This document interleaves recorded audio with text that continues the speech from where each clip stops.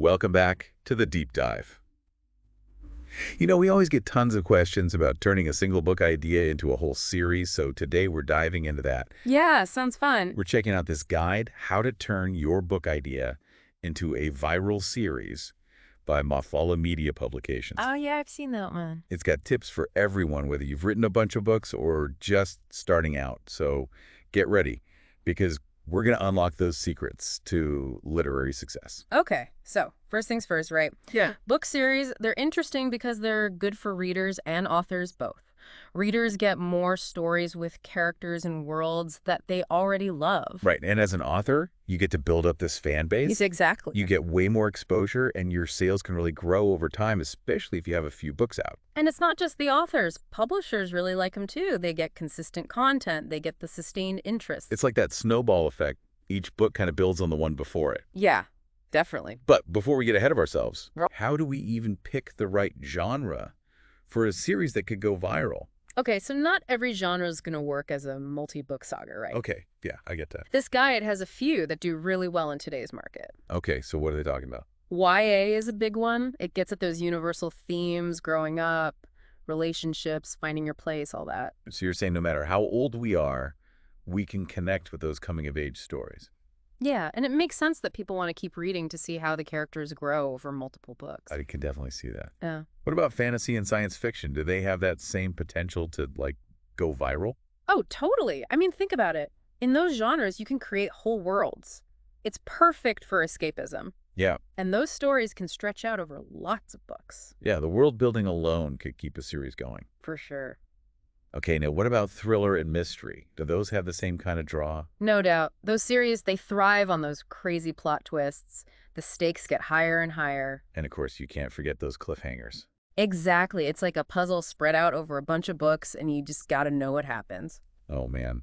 Talking about cliffhangers, I still haven't gotten over insert popular book series with a cliffhanger ending. Yeah. But we can't forget about romance. Oh, right. Yeah. Love stories are so universal, right? All right.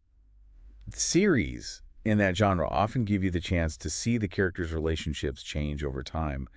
What's your take on that? Have you ever gotten sucked into a series because of the romance? Yeah, I think engaging the reader is really important, and connecting with the character's journey is a big part of that. Yeah, definitely. While we're talking about genres that could go viral, we can't leave out self-help in business. Oh, okay, yeah. They give practical advice and tools for self-improvement, which readers are always looking for. Right. It's all about giving them something valuable, something that makes them want to keep coming back for more. Exactly. So it all comes back to choosing the right genre. Right. You got to understand what's trending in the market and find that perfect spot where your book idea fits in with genres that have a history of doing well. For sure. So we've got the genre figured out. Now let's get into the real meat of it. Structuring your series so it has the biggest impact. This is where this guide really shines. It gives you a plan to build a great story over a bunch of books. Okay, structuring a whole series, that sounds kind of scary. Where do we even start? Well, the guide, it really pushes having a solid foundation. You got to figure out that big overarching story that runs through all the books. It's the backbone of your story, you know? So it's like you're weaving this huge tapestry, and each little thread makes this big, complicated picture. Exactly. You need that big story arc to keep readers hooked for the whole series. It could be this epic battle, good versus evil, or a character who changes in a huge way, or some mystery that takes several books to solve. I get the big picture, but how do you balance that with each book having its own plot? That's where those episodic storylines come in. Each book needs its own story, a beginning, a middle, and an end. Think of them like chapters in the bigger story. So each book feels complete on its own, but it's still moving the whole series forward. Exactly. And to keep readers really wanting more, the guide suggests using those cliffhangers. Ending a book with unresolved tension just makes them desperate to see what happens next. Cliffhangers are awesome. But let's not forget world building and character development, especially in genres like fantasy or sci-fi. Right. Consistency is key when you're world building, especially in those genres. You need those detailed rules, the geography, the lore. It all has to feel real. Like if there's magic in your fantasy world, it can't just be unlimited power. Yeah, gotta have limitations, consequences, otherwise the world doesn't feel real. It's about creating a world that's so believable it feels like you can just step right in. Totally. Now, how important are characters when you're structuring a series? If you're writing something that's not genre fiction, having characters that grow throughout the series is crucial. They got to learn and change from what happens to them. Like, think about Elizabeth Bennet from Pride and Prejudice. She totally changes because of all the stuff she goes through. Readers really latch onto those changes. Hmm. It makes the characters feel real. Speaking of keeping readers engaged, let's switch gears to marketing. How do we get those books seen? What does the guide say about that? It all comes down to having a great launch strategy. You Yeah. got to get people excited even before the first book is out. Pre-orders are great for generating buzz. So, like offering signed copies or extra chapters to people who pre-order. Yeah, those kinds of things can really work. And don't forget about social media, teasers, behind-the-scenes stuff. Give readers a peek into that world you made. It's like, think about how some authors use Instagram to show character sketches or share snippets of dialogue. It's all about pulling back the curtain and letting readers in a little. Yep. And branding is so important for your series. A good logo, consistent colors, a catchy tagline, these can really help your series stand out. Yeah, it's like creating a visual signature that people recognize right away. But once the book's out there, how do you keep that momentum going? Reader reviews. Those positive reviews are so powerful, especially on sites like Amazon and Goodreads. They're like little recommendations from people who share your taste in books. Exactly. And never underestimate word of mouth.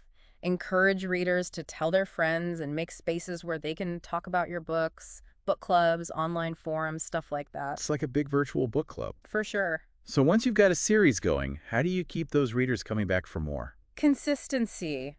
That's what the guide stresses. Set a release schedule and stick to it.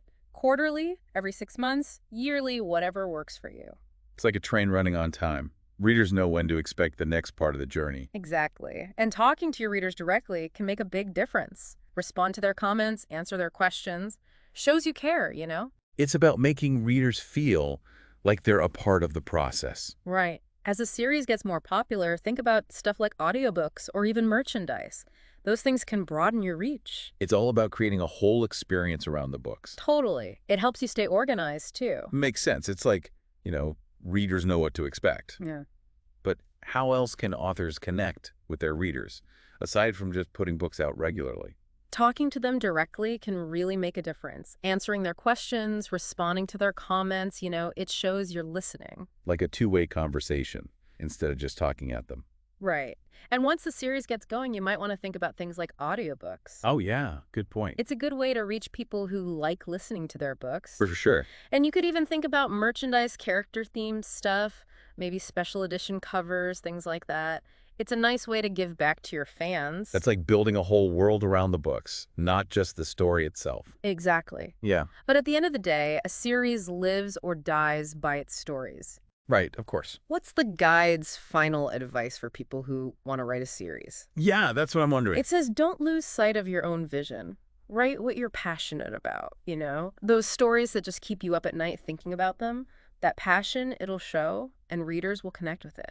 So it's about finding that thing that makes your series unique. Yeah, exactly. So turning a book idea into a viral series, it takes work. You got to plan, you got to be dedicated, and you got to really connect with your readers. Definitely. But if you do it right and you bring that creativity, it can be so rewarding.